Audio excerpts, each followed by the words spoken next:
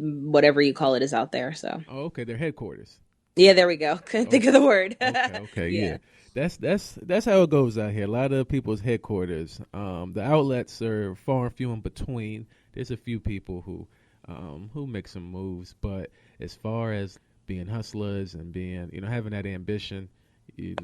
a lot of people fall short. So a lot of those opportunities, aren't available as readily as they are Yeah. in a huge city, huger market like where you are, which we try. We're trying to get it that way, but there's a lot of stumbling blocks, a lot of older mentality that keeps us from like, really pursuing our dreams in this avenue. It is tough for something like that. But I also think too, like, you know, sometimes it's almost easier to make a way, like make your own way. If you're like really steadfast and like really creative, you Right, could kind of like make your own path at that point because do what you're doing, cool. Like you have your own podcast. Like I'm sure not a lot of people have that out there, and so you're doing that. And the concerts, it's probably a lot easier to get access to like shows because you don't have 1,000 quote right, unquote influencers trying to get backstage, you know what I mean? So you can right. get interviews and stuff. So sometimes smaller markets are actually a lot better for to start with, not to obviously finish there because the goal is the New Yorks and the Los Angeles and the Right. whatevers.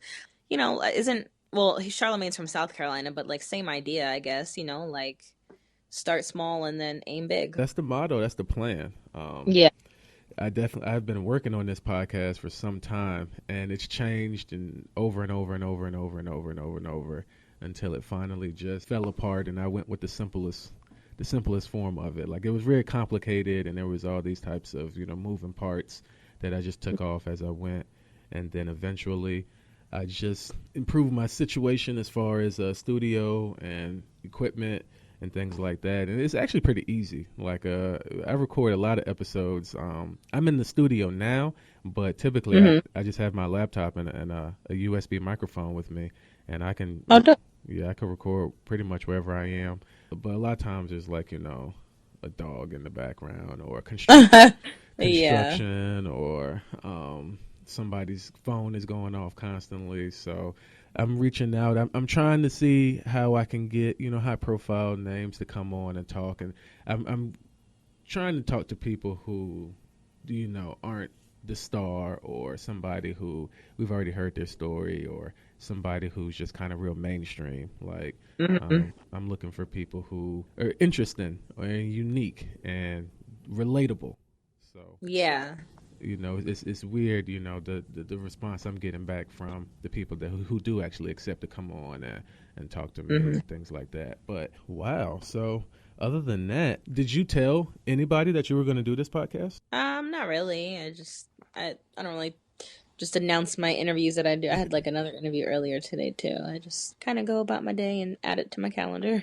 Like moving quiet like that, like that's a one very respectable trait because Hmm. I know you for having fun and for being silly and things like that, but it's also super cool to hear like you making moves, getting money over here and doing what having a whole lot of things going on. Where I'm from, there's a lot of flexing, so they're the people Yeah. who appear to be doing the most are actually not very busy, and then the people you actually don't hear from very often are people who are actually have something going on, something to do, Hmm. something to film, something to record. So I heard you mention, well, there was an interesting episode that you guys had where you're talking about side hustles where people put their support behind, various artists to kind of, Hmm.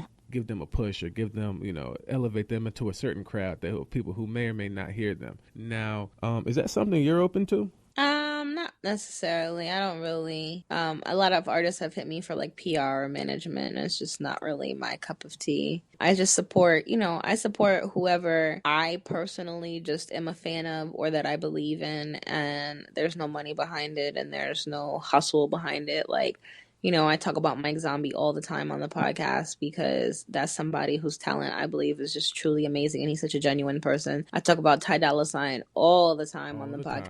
podcast because that's another person that I'm just a fan of. And that goes back to like, what I was saying earlier too about just like having grown up just loving being a fan, the fan experience. Like I'm still that person. Like to me, Ty, like tied to the 28-year-old Marissa is what the Backstreet Boys were to the 10-year-old Marissa. Wow. And like to me, it's just dope that I can call that person a friend now. I could never call, Nick Carter a friend or Right. AJ like when I was that age. So like, I just get behind people cuz it's like it's dope that I could help them out with just my words. Like if you ever look at my favorites on Twitter, like there's so many people that tweet me all the time, like, yo, I bought Ty Dolla Sign's album because of you and whatever. And now with our sleeper songs too, like I'll get people that tweet me like, yo, you put me on to Kodak Black, or you put me on to They, or you put me on to Nef the Pharaoh.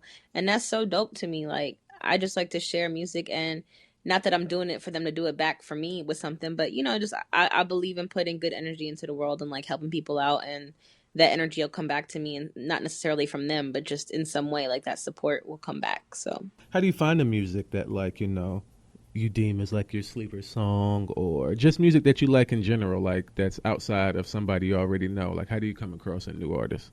it's just like really super duper random. Like the Neff the Pharaoh thing, like, is just an easy example to pinpoint. I had heard of him, just like I saw his name, on random blogs as I go about my, I never really clicked on anything.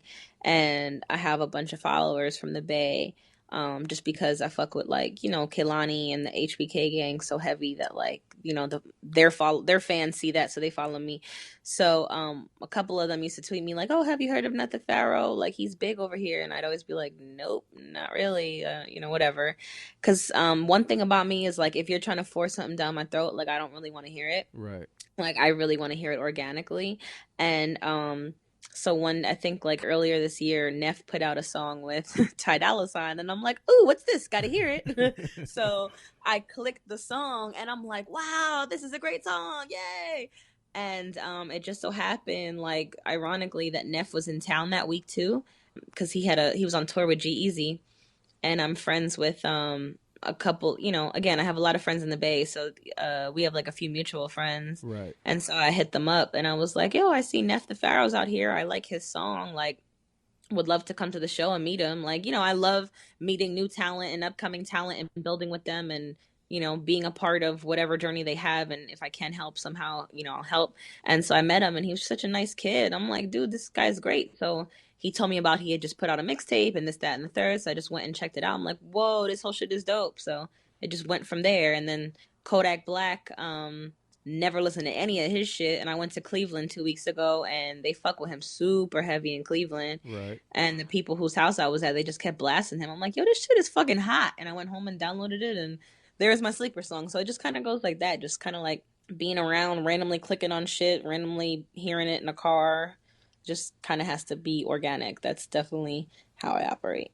It is my goal, though, that everybody I've had on my show, some of are my day ones, and some are people that I have a budding networking relationship with. So it's my goal that Hmm. everybody who comes on my show eventually, I can call friend. So hopefully in the Yeah, future. that's a very dope way to do it. Hell yeah. Okay, so hopefully in the future I can call on you again, and it'll be for something bigger and better. For sure. I'm always here.